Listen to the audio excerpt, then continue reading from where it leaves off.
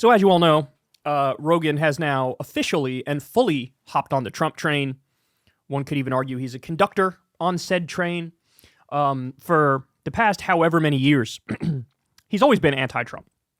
And, you know, arguments from his mouth were that I support free college, I support universal health care, I support higher minimum wage. He went after Trump for how he treated immigrants in the first term.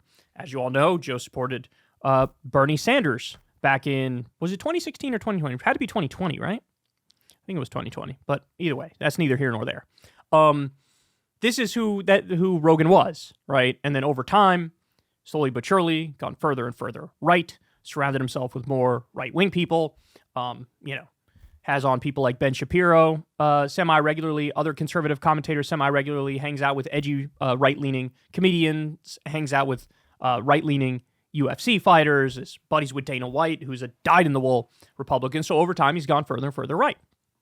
Well, now, Rogan has come out and decided to shatter all meat riding records about Trump. Let's listen and we'll break it down. The quote about Trump, or the narrative about Trump, has always been that he's bullshitting everybody, that he's a con man. He's definitely very persuasive. You know, Scott Adams has wrote about this pretty much in depth, about how well Trump practices the art of persuasion. Mm-hmm. You know, the art of the deal. He's great at making people his friend and making relationships, and if you're his enemy, fuck you, scorched earth. You know, it's like this, and there's fear of that. You don't want to get on his bad side. There's all this, like, there's this art of, like, how he negotiates, and it's gone through this years and years and years of business. But that's him. That's the guy's right there. So in other words, he starts by saying, people call Trump a con man. And then by the end, he's like, but that's just him. He's authentically him. Yes, Joe, he's authentically a con man. By the way, great interview you did with him where you asked him about the millions of dollars he had to pay out over the Trump University scam. Or the massive fraud that was revealed that he's done vis-a-vis charity, his own charity. Or how he stiffed workers when he built his casinos and his hotels. Or his 91 criminal charges and the fraud charges he's been found liable for in New York. He was found liable for fraud in New York. Business fraud, insurance fraud, tax fraud, etc. We went over the details of the case. So he starts out by saying, the knock on him is that he's like this con man guy. But then he goes on to say, but he's like authentically himself. Yeah, he's authentically a con man. Something you used to know. Something you used to understand. Now, not so much. It's going to get a lot worse. Here we go. Talk to him about everything and anything. He's right there. He's not protecting any of his ideas. Oh, my God. Trump said to Rogan's face that he never said lock her up. I never said lock her up. If people in the audience would say it, and I would say, whoa, don't go there. Joe, you know he said lock her up. You know that was one of his fucking campaign slogans that he repeated in rallies a bunch of times, and we showed the videos of it, by the way. But now all of a sudden, look, basically the argument Rogan is making is he feels authentic, right? And I agree, he feels authentic, but he's not. The feel is incorrect. This is what happens. You're witnessing what happens when you do politics by vibes. That's what you're witnessing here with Joe Rogan. He's not protecting any of his ideas. He called a girl he allegedly slept with horseface when he was the president on Twitter. That's so funny. It's the wildest shit. Yeah, but okay, now we're getting somewhere, right? This is the real reason why you support him. Because he's funny. He's genuinely like a comedian or like an insult comic, like Tony Hinchcliffe, right? That's why you like him. But at least be honest and just stand on that, right? Like, hey, I actually disagree with all the policies, but since he's so funny, I'm going to be purely vibes-based and support him on that alone. Like, if you said that, okay, at least it's honest. Or if he was like, hey, man, Trump cut taxes for rich people and corporations in his first term. I'm mega wealthy, so I'll get another tax cut, right? Say that. It's more honest. It's more upfront. I like him. I've grown to like him. I had a much more negative opinion of him back in the day because it was... There's only so much you can pay attention to and do deep dives on before you lose your fucking mind. And with him, I was always like, oh, that guy, the grab him by the pussy guy, it's probably not good for the country. That seems crazy. But as time went on, I was like, oh, you need a guy that is completely crazy to expose how corrupt the whole system is. Yeah. He's corrupt. Now notice, he didn't say, oh, I wasn't paying attention, so I just felt like I was the grab him by the pussy guy. He's probably not good for the country.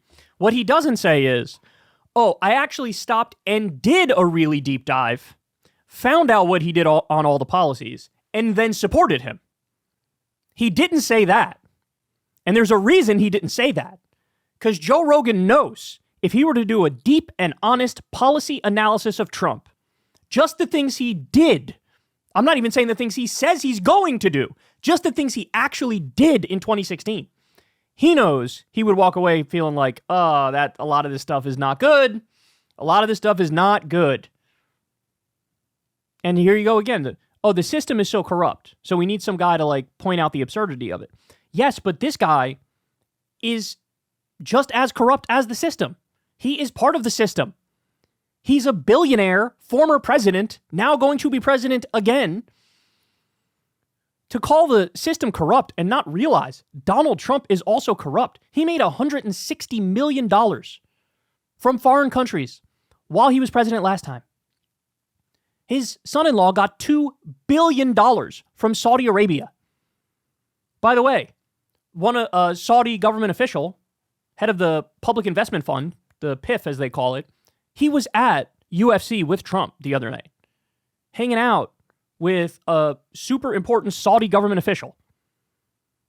Weird.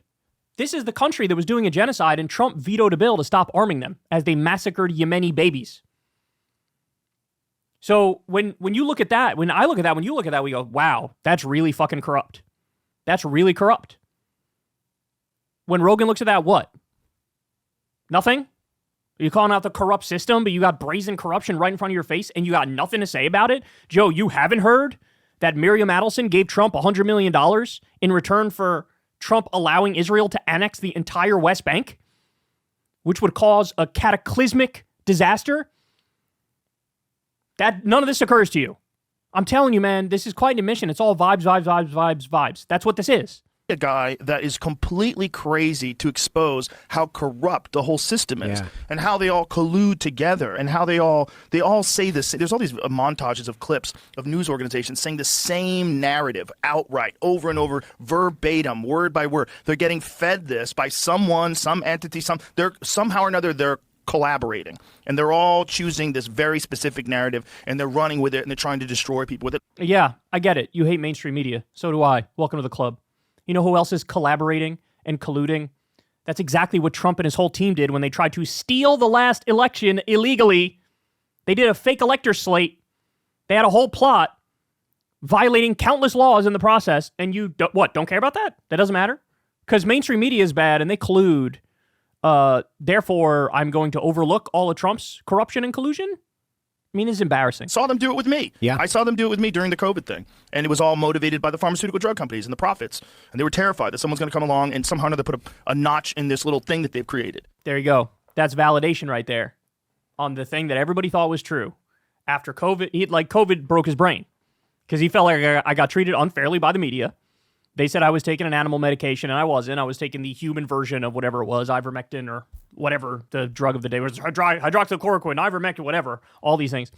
He's like, they were treating me unfairly. Therefore, everything mainstream media ever says about anything is wrong, full stop.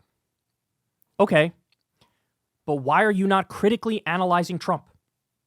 And also, by the way, if COVID is your thing, Trump's the one who did Operation Warp Speed, which gave us the vaccine, which you are not a fan of. Let's be kind and say it like that. Right? He did Operation Warp Speed. He got us that. The lockdowns that happened in various states happened under Donald Trump. Donald Trump attacked Brian Kemp in Georgia when he opened up Georgia before any other state. So even by your own standard of COVID and the vaccine being the biggest thing that led to your political transformation, Donald Trump did Operation Warp Speed, which got us the vaccine, and the lockdowns occurred under him. And you're still meat riding. Vibes. He's all vibes. Which is a devious little thing that they've done, where they eliminated all sorts of other remedies. They cut out all these generic drugs that possibly could have been used to help people. They denied people the use of monoclonal antibodies. Joe, who makes monoclonal antibodies? Who makes monoclonal antibodies? Is it fucking Walmart? Is it a mom and pop drug shop? Who makes monoclonal antibodies? Oh, that's right. Pharma does. So corrupt big pharma feeding you a vaccine that doesn't work. This is what he thinks on one hand. But on the other hand, trying to hide and not offer people monoclonal antibodies, which is also made by big pharma? Somebody square that circle for me. Somebody make that make sense. Somehow Big Pharma bad for the vaccine, but Big Pharma good when it comes to the monoclonal antibodies? What am I going to do with these people? What am I going to do with these people? Fucking shit out of this one thing so they can make money off of it. And they did it in collusion with... I love it. Oh, yeah, okay. So he's talking about, Big Pharma and all their profits, and it's terrible. What 100% agree. But where you're wrong, Joe, is that doesn't mean they're selling people poison or selling people stuff that doesn't work. The problem is the price gouging, not that the medicine doesn't work. In fact, the medicine works. You know what medicine doesn't work? Bullshit fucking supplements. Bullshit alternative medicine, snake oil nonsense. By the way, stuff your buddy Alex Jones sells all the fucking time. Super male vitality, whatever other fucking bullshit he's selling. It's the alternative medicine that's total horseshit, where people are robbing you. The pharmaceutical drugs work, but the problem is they price gouge you. We can fix that by nationalizing Big Pharma.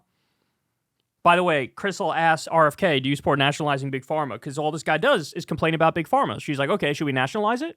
Get rid of the profit motive? He goes, no, I don't want to do that.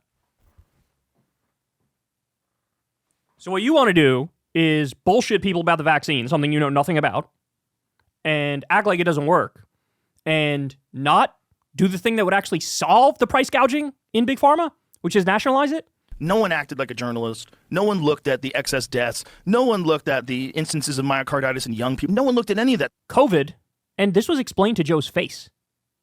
Somebody explained this to Joe's face on his own podcast, that the instances of myocarditis from COVID are worse in young people than the vaccine-caused myocarditis. I think it was Josh Zepps, fact-checked him to his face, and he had to be like, okay, and now he still brings it up, myocarditis. Even though myocarditis from COVID in young people is worse than vaccine myocarditis. There are more people who get myocarditis from the actual virus than do from the vaccine. It just showed everyone that the whole system is bought and paid for. And so that's why you're supporting the guy who had the most billionaires and Wall Street CEOs in his administration than any other administration in YouTube history, in U.S. history. Everything's so corrupt, everybody's so bought that I'm going to support Trump, who is the most bought. And the only way you could find out who a person really is to listen to them talk for long periods of time. That last part is astonishing that he said those words. Let me play it for you one more time. All corrupt. And the only way you could find out who a person really is to listen to them talk for long periods of time. Has he literally never heard of a con artist? Has he literally never heard of a fraudster? Somebody who has the gift of gab and is very charismatic, but is fucking full of shit and lying to you? Has he never heard? Yeah, you could listen. Somebody could come across as the most honest, decent person ever in a podcast, but then come to find out they're a fucking mass murderer. Oh, wait! That literally happened.